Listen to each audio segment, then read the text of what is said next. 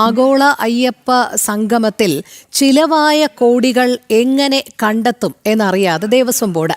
വിവാദ പശ്ചാത്തലത്തിൽ സ്പോൺസർമാർ എല്ലാം പിൻവലിഞ്ഞതോടെയാണ് പണം കണ്ടെത്താൻ കഴിയാതെ തൃശങ്കുവിൽ ബോർഡായിരിക്കുന്നത്.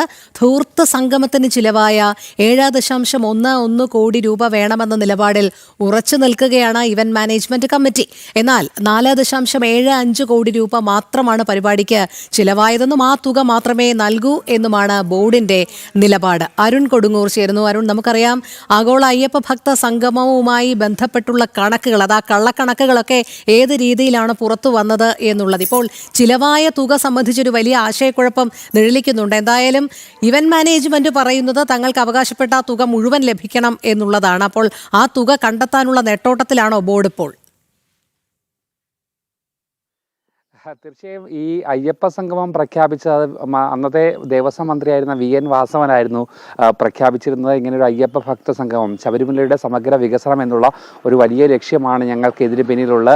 ഭക്തരെ എല്ലാം ഒരുമിപ്പിച്ചുകൊണ്ട് അതോടൊപ്പം തന്നെ ഒരു വലിയ ബിസിനസ് താല്പര്യം, ഒരു കച്ചവട താല്പര്യം ഇതിന് പിന്നിലുണ്ട് എന്ന് തുറന്ന് പറഞ്ഞുകൊണ്ട് തന്നെയായിരുന്നു VN വാസവൻ ഈ അയ്യപ്പ സംഗമം പ്രഖ്യാപിച്ചിരുന്നത്. പക്ഷേ അതിനുശേഷം ഉണ്ടായിരുന്ന അന്ന് മുതൽ ഉടലെടുത്തിരുന്ന ആ ഒരു പ്രതിസന്ധി ഇപ്പോഴും ദേവസ്വം ബോർഡിനെ, പ്രത്യേകിച്ച് ഭരണ സംവിധാനത്തെ കൂടുതൽ വെട്ടിലാക്കുന്ന നടപടികളിലേക്ക് തന്നെയാണ് പോകുന്നത്. അതിൽ ഏറ്റവും പ്രധാനമായി എടുത്തു പറയേണ്ട ഒരേ ഒരു കാര്യം ഈ സാമ്പത്തിക പ്രതിസന്ധി, അല്ലെങ്കിൽ ഇപ്പോൾ ഈ സംഗമത്തിന് ചിലവായ തുക എങ്ങനെ കണ്ടെത്തുമെന്നുള്ളതാണ്. ശബരിമലയുടെ വികസനത്തിന് 1 രൂപ പോലും ഈ സംഗമത്തിൽ നിന്നും ലഭിച്ചില്ല എന്ന് മാത്രമല്ല, ഈ ആർഭാട സംഗമം പമ്പയുടെ തീരത്ത്, പവിത്രമായ പമ്പയുടെ തീരത്ത് നടത്തിയ ഈ സംഗമത്തിന് ഈ ചിലവായ തുക എങ്ങനെ കണ്ടെത്തുമെന്നറിയാത്ത ഒരവസ്ഥയിലേക്കാണ് പോകുന്നത്. എന്തായാലും വലിയ സ്പോൺസർഷിപ്പുകളൊക്കെ ഉണ്ടാകും. ശബരിമലയുടെ സമഗ്ര വികസനത്തിന് ലക്ഷക്കണക്കിന് തീർത്ഥാടകർക്ക് വലിയ ഉപകാരമാകുന്ന പദ്ധതികളൊക്കെ തന്നെ ശബരിമലയിൽ കൊണ്ടുവരാനാകുമെന്നുള്ള ഒരു വലിയ പ്രഖ്യാപനമായിരുന്നു ഇവർ തുടക്കത്തിൽ നടത്തിയിരുന്നത്. അതിനായി സ്പോൺസർമാർ തയ്യാറായിട്ട് വന്നിട്ടുണ്ട്. 3 സെക്ഷനുകളിലായി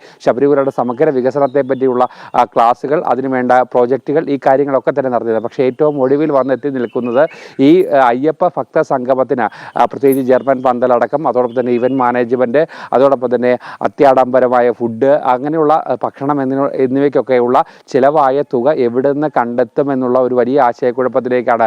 7 കോടി രൂപയിലധികം ഇതിന് ചിലവായി എന്ന് ഇവന്റ് മാനേജ്മെന്റ് കമ്പനി പറയുമ്പോൾ ഒരു കാരണവശാലും അത്ര രൂപ ചിലവായിട്ടില്ല, ആ പണം നൽകാനാകില്ല എന്നുള്ള ഒരു നിലപാട് ദേവസ്വം ബോർഡ് എടുക്കുന്നു. അതോടൊപ്പം തന്നെ 4 കോടിയിലധികം രൂപ മാത്രമാണ് ഇതിന് ചിലവായത്, ആ തുക ഞങ്ങൾ തരാം. പക്ഷേ ഇപ്പോഴും ഈ പറയുമ്പോഴും പിരിഞ്ഞു കിട്ടിയതിനപ്പുറത്തേക്ക് 1 കോടി രൂപ കൂടി ഇനി കണ്ടെത്തേണ്ടതുണ്ട്. അതായത് ദേവസ്വം ബോർഡ് പറഞ്ഞ തുക നൽകണമെങ്കിൽ 1 കോടി രൂപ കൂടി കണ്ടെത്തേണ്ടതുണ്ട്. അത് എവിടുന്ന് കണ്ടെത്തുമെന്ന് അറിയാൻ കഴിയാത്തൊരവസ്ഥയിലേക്കാണ് കാര്യങ്ങൾ പോകുന്നത്. അതുകൊണ്ട് തന്നെ വലിയൊരു പ്രതിസന്ധിയിലേക്ക്, സാമ്പത്തിക പ്രതിസന്ധിയിലേക്ക് ദേവസ്വം ബോർഡ് പോകാനുള്ള ഒരു സാധ്യത തന്നെയാണ് നിലവിലുള്ളത്. എന്തായാലും പുതിയ സർക്കാർ കൂടി അധികാരത്തിലേക്ക് വരുന്നു, പുതിയ ദേവസ്വം മന്ത്രി കൂടി അധികാരത്തിലേക്ക് എത്തുന്ന ഒരു സാഹചര്യത്തിൽ പൂർണ്ണമായും ഈ അയ്യപ്പ സംഗമത്തിന് അന്ന് കോൺഗ്രസിൻ്റെ നിലപാട് നമുക്കറിയാവുന്നതാണ്, UDFിൻ്റെ നിലപാട് നമുക്കറിയാവുന്ന. എന്തായാലും ഈ ദേവസ്വം ബോർഡിനെ സംബന്ധിച്ചോളം വലിയൊരു ബാധ്യതയിലേക്ക് പോകുന്നു, ആ ഒരു വലിയ പ്രതിസന്ധിയിലേക്ക് പോകുന്നു, ഒരു ഭരണ പ്രതിസന്ധിയിലേക്ക് പോകുന്ന ഒരു സാഹചര്യമാണ്.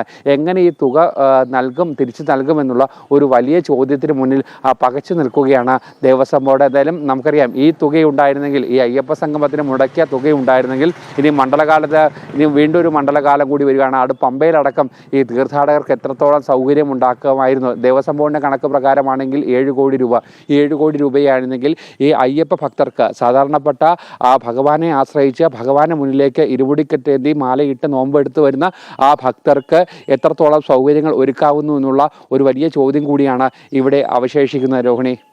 അതെ, തീർച്ചയായും. ശരി, അരുൺ കൊടുങ്ങൂറാണ് വിശദമായ വിവരങ്ങൾ നൽകിയത്. എന്തായാലും ഈ കോടികൾ അന്വേഷിച്ചുള്ളൊരു എന്താ പറയുന്ന വല്ലാത്തൊരു കോടികൾ കിട്ടാനില്ല, സ്പോൺസർമാരെല്ലാം കാലുമാറി. അപ്പോൾ ആകെ മൊത്തം ആശങ്കയിലാണ് ദേവസ്വം ബോർഡെന്ന് പറയാതിരിക്കാൻ വയ്യ. അതെ, അനാവശ്യമായ ഒരു ചെലവാക്കലായിരുന്നു അത് എന്നുള്ളത് നമ്മൾ പല കാര്യങ്ങളിലും കണ്ടതാണ്.